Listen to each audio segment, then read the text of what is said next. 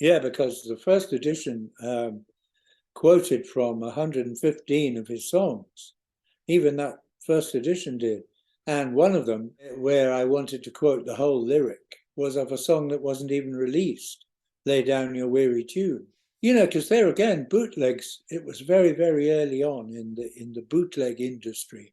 There were only a couple of things like Great White Wonder, and really the amount of unreleased material that we had access to was very limited then. But one of the things I had heard and had on a tape was Lay Down Your Weary Tune. So anyway, so the book wanted to quote from 115 songs. And so I had to ask Dylan's music publisher for the permission. I was very cautious about this because, you know, they had the absolute power to charge what they liked, stop you altogether.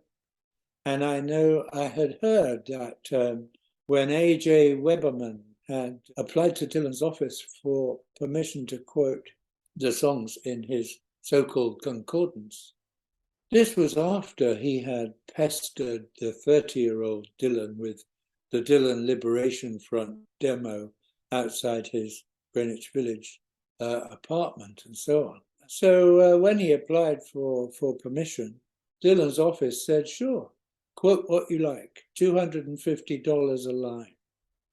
So that was prohibitive for Weberman. So that was that. So I knew I had to be very careful. And at that point, the publishing for Dylan's work in Britain, where I was dealt with by Feldman Music Company.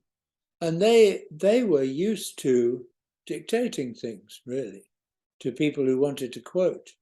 They were very unused to the idea that what someone like me might want to quote from was from the records that people heard, as opposed to from the music publishing, from the sheet music that they had published. It was quite hard for them to get their heads around the fact that what people actually listened to was now rather more important than what sheet music for someone to play the stuff on the piano where the words might be. And of course, as we know, Dylan just would hand a lyric to the music publisher, go into the studio and sing something different. And that was a crucial thing that I had to battle through. So in the end, it all got sent through to Dylan's New York office. This was before Jeff Rosen. This was Naomi Saltzman.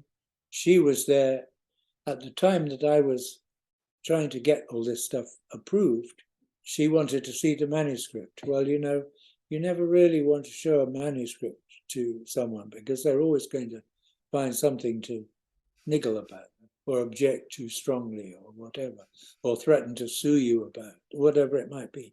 Anyway, I had to send them because they wanted to see the context in which I was quoting these songs. And so that's what happened.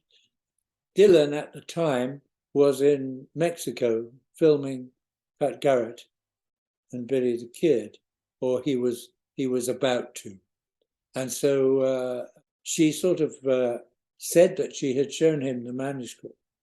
And I mean, this was only what she said, but she said that she thought he had been flattered by it.